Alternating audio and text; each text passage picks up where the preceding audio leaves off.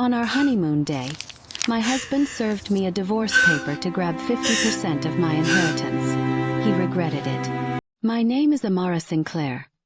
I am 36 years old, and I built an empire that stretches from New York to London, from Silicon Valley to Singapore.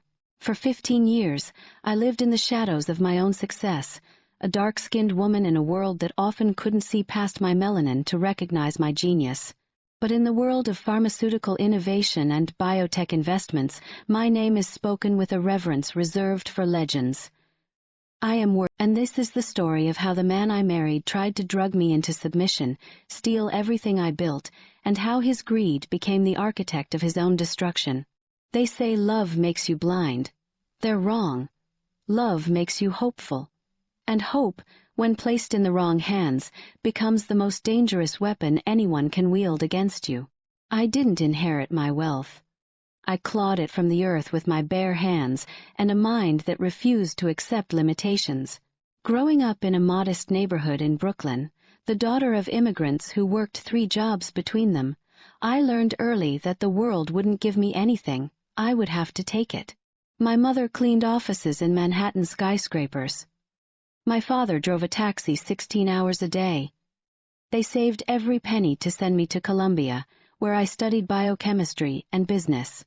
While other students partied, I worked in research labs by day and coded pharmaceutical algorithms by night. By 25, I had developed a patent for a drug delivery system that revolutionized cancer treatment. By 30, I had turned that single patent into Okonkwo Biosolutions, a company that would change the face of modern medicine. But success at that level comes with a price. The boardrooms were cold. The galas were colder. I was often the only black woman in rooms full of men who looked at me like I was either the help or a diversity quota. I learned to wear armor made of Armani suits and strategic silence. I learned to make my brilliance so undeniable that they had no choice but to write the checks. I dated sparingly. Most men were intimidated by my success or attracted to my bank account. I could smell the gold diggers from a mile away, their cologne mixed with desperation and entitlement. So I built walls, high walls, impenetrable walls, until I met Isaiah. Isaiah Montgomery walked into my life at a medical conference in San Francisco. He was presenting research on community health initiatives in underserved neighborhoods. He was dark-skinned like me, with locks that fell past his shoulders and eyes that seemed to hold entire universes of compassion. He was a physician who had given up lucrative private practice to run free clinics in Brooklyn and Atlanta. We talked for hours that first night, on a terrace overlooking the Bay Bridge. He didn't ask about my company's valuation. He asked about my parents, my journey, my dreams beyond the dollars. He told me about losing his sister to a preventable illness because she couldn't afford insurance. He told me about his mission to make healthcare a human right, not a luxury. For the first time in a decade, I felt seen, not as a balance sheet, but as a woman, as Amara. Our romance unfolded over 18 months. He would fly to meet me in Tokyo, Paris, Dubai. I would escape to his tiny apartment in Brooklyn, where we'd eat takeout and watch old movies. He never asked me for money. In fact, he refused it. When I offered to fund his clinics, he insisted on proper grant applications and board approvals. "I don't want your money, Amara," he'd say, kissing my forehead. "I want your heart." I believed him. God help me, I believed every word. Isaiah proposed on a quiet Sunday morning in Prospect Park.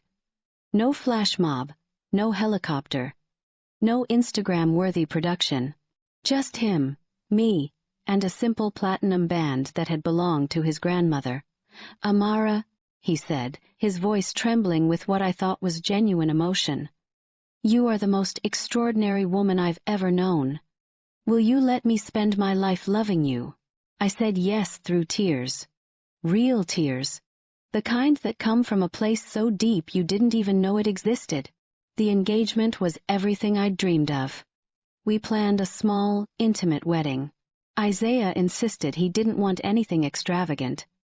Let's put that money towards something meaningful, he said. I fell in love with his humility all over again. But then came the conversation I should have paid more attention to. We were in my Tribeca penthouse, going over wedding logistics, when Isaiah casually brought up the financials. Baby, he said, his voice almost too casual.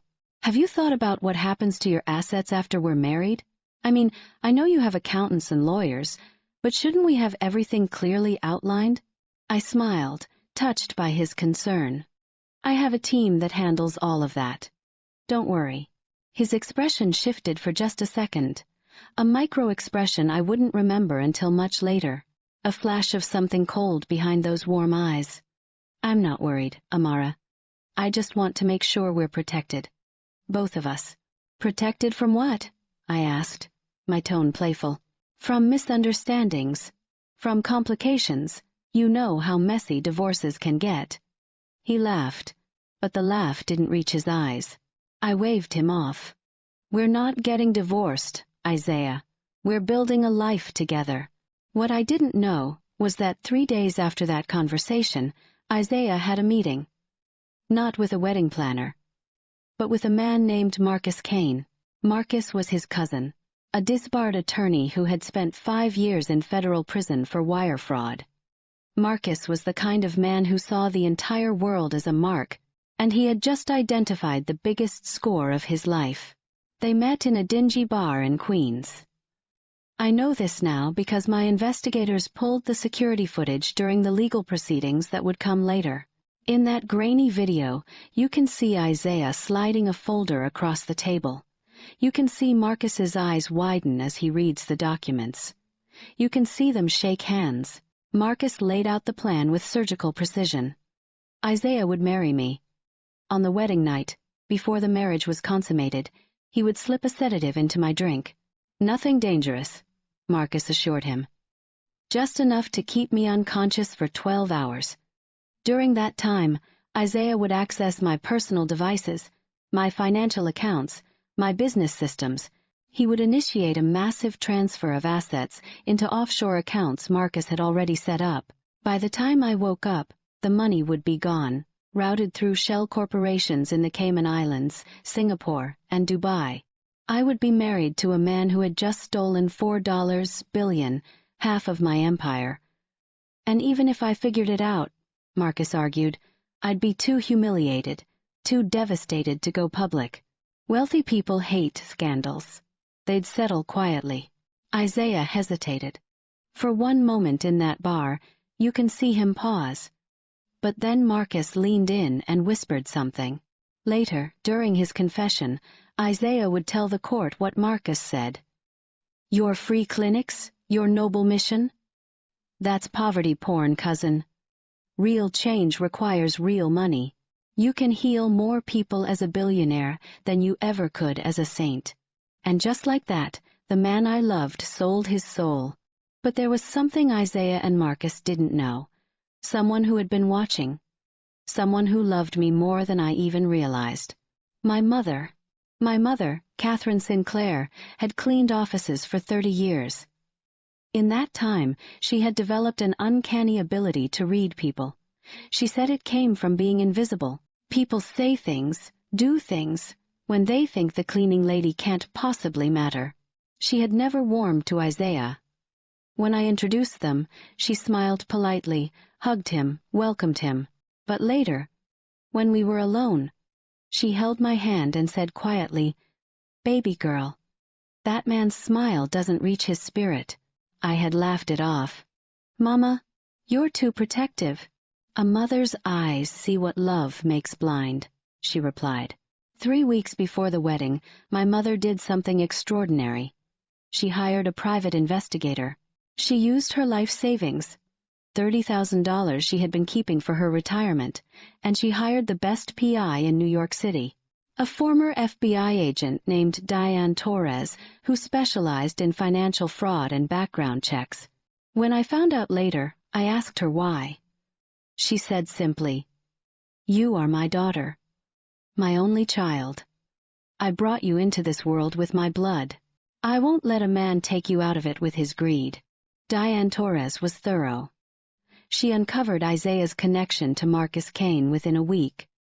She discovered Marcus's criminal history, his disbarment, his pattern of financial scams. She put a tail on Isaiah and documented his meetings with Marcus, including that conversation in the Queen's bar. But she didn't stop there. Diane did something even more brilliant. She planted an informant, a woman named Jennifer, who posed as a pharmaceutical sales rep.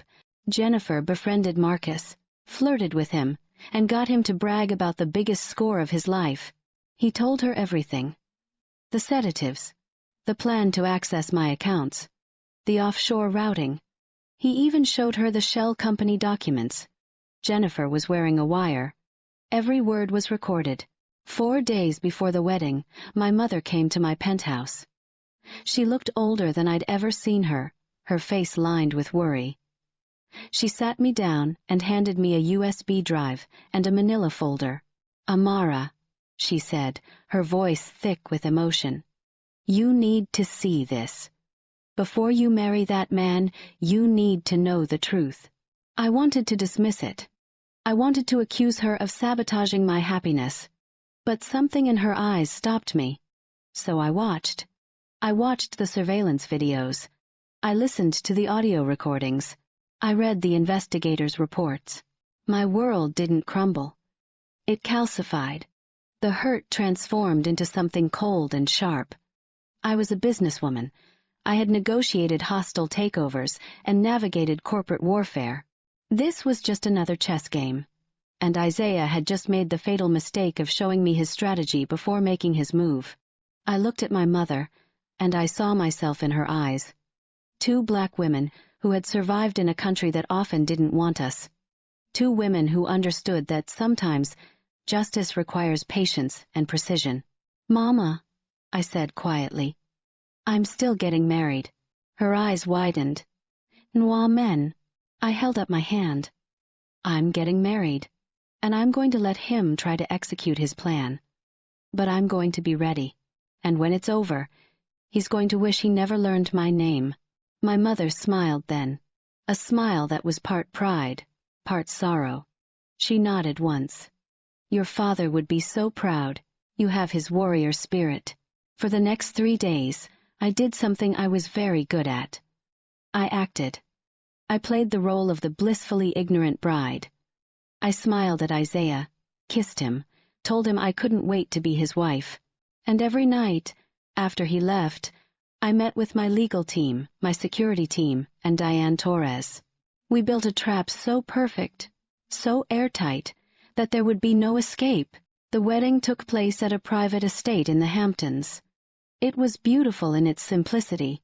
50 guests, all people I truly cared about. White flowers, a string quartet, the ocean as our backdrop. Isaiah looked stunning in his custom tuxedo, his locks pulled back, his smile bright. As I walked down the aisle, I saw my mother in the front row. She was wearing a beautiful navy dress and pearls. Her eyes met mine, and in that moment, we understood each other completely. This wasn't just a wedding. This was a battlefield. And we were about to win a war. Isaiah's vows were beautiful, poetic, even. He spoke about finding his home in me, about building a future rooted in love and service. If I hadn't known the truth, I would have cried. Instead, I memorized every lying word so I could use them against him later. My vows were simple. "Isaiah, you have shown me who you truly are. And today, I promise to show you exactly who I am. For better or worse, in wealth and in poverty, you will learn what it means to stand beside a Sinclair woman." The guests clapped, thinking it was romantic. Isaiah smiled, thinking I was just being dramatic.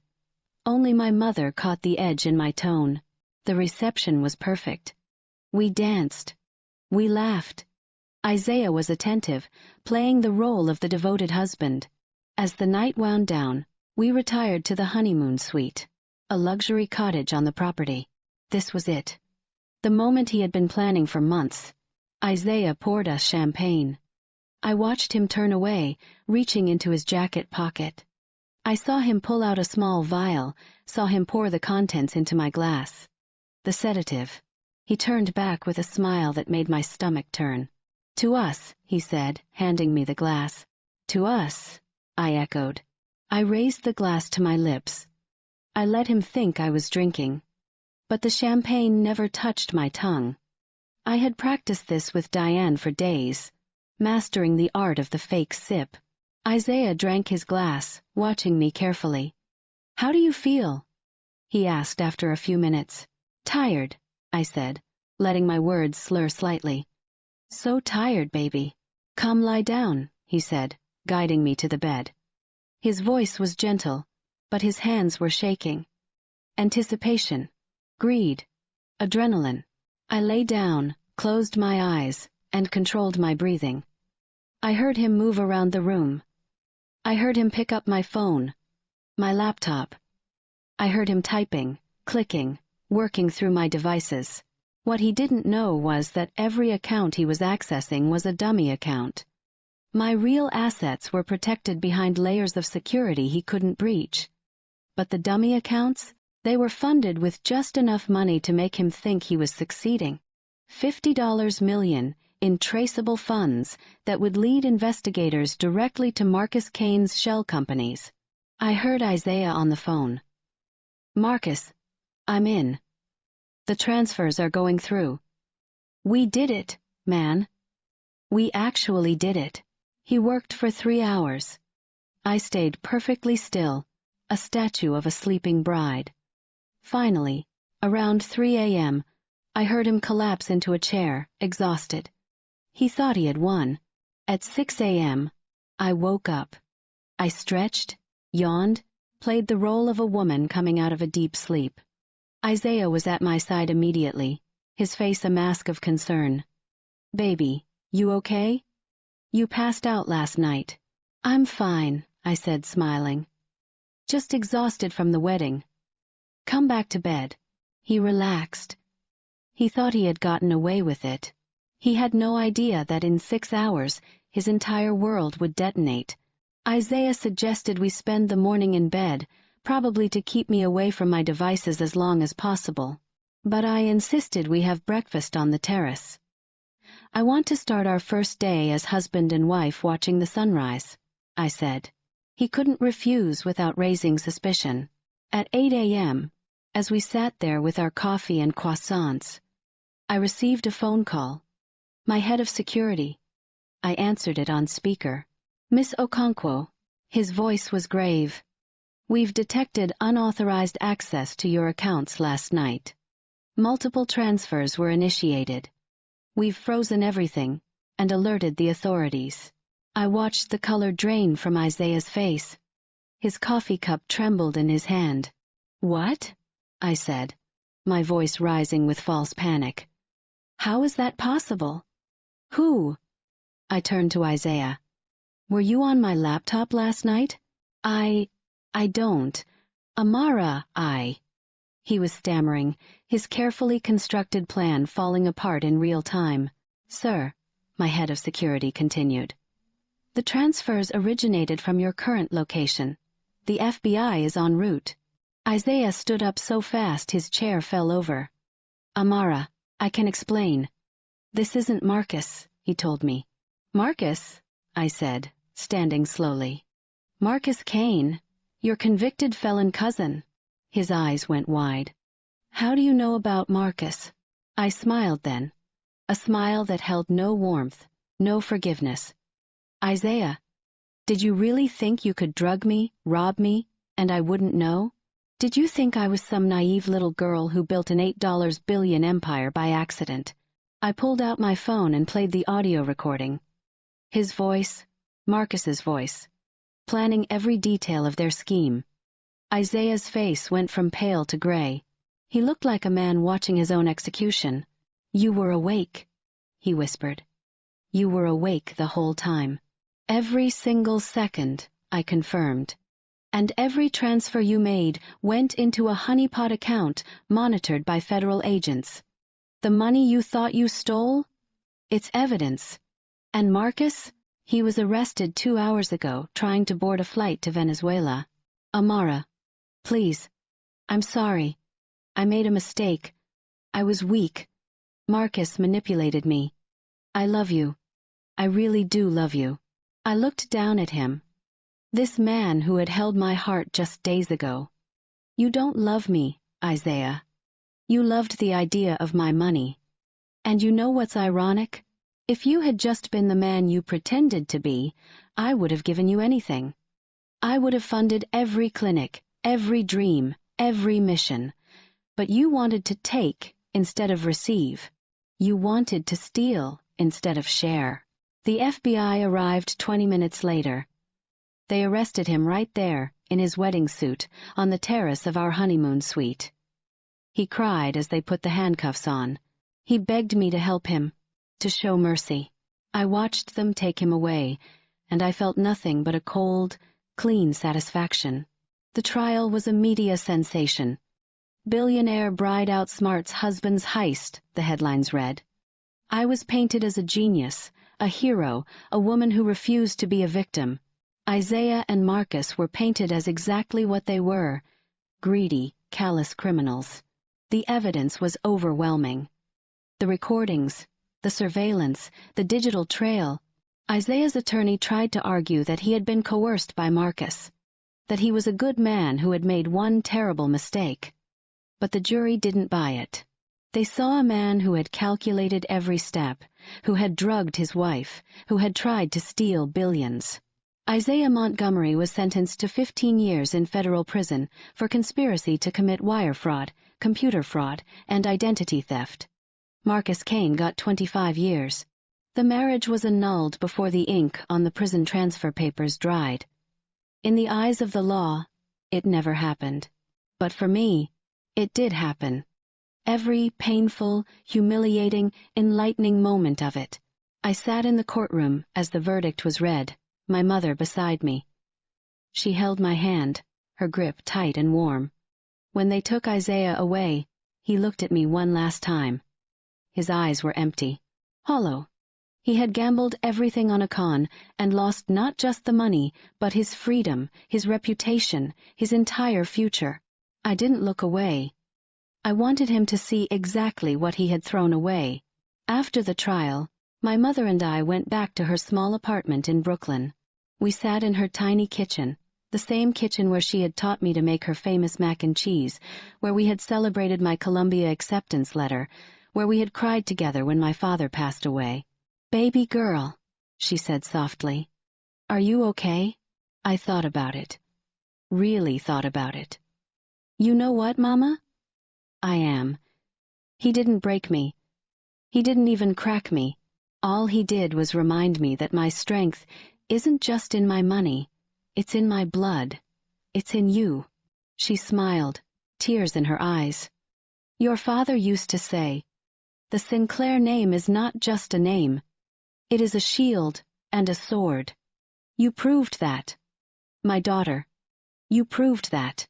I stayed with her that night, sleeping in my childhood bedroom, surrounded by memories of a girl who dared to dream bigger than her circumstances. And I realized something profound. Isaiah hadn't stolen from me. He had tried. But in trying, he had given me something priceless. He had shown me that I was unbreakable. It's been 2 years since that day. Sinclair Biosolutions has doubled in value. I'm now worth $16 billion. I've opened a foundation in my mother's name, dedicated to protecting women from financial exploitation and fraud.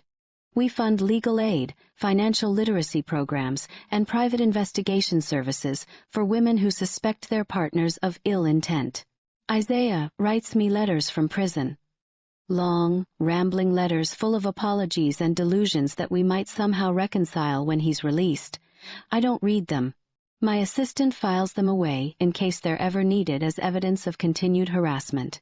I heard through mutual acquaintances that he's not doing well in prison. The other inmates know his story. A man who drugged his billionaire wife on their wedding night to steal her money? He's not exactly popular. I should feel sorry for him. But I don't. Actions have consequences. He chose his. Marcus Kane is in a different prison. maximum security. He's tried to reach out too, offering to give interviews, to write a book about the inside story. I declined through my attorneys. He doesn't deserve to profit from his crimes, even in the currency of attention. As for me, I'm dating again. Slowly. Carefully. His name is David. He's a high school chemistry teacher in Harlem, and he had no idea who I was when we met at a bookstore. We're taking it slow. Very slow. And, yes, there will be a prenup. An ironclad, airtight, signed in triplicate prenup. But I'm not closed off. I'm not broken. Isaiah tried to steal my money and accidentally taught me the most valuable lesson of my life. My worth was never in my bank account.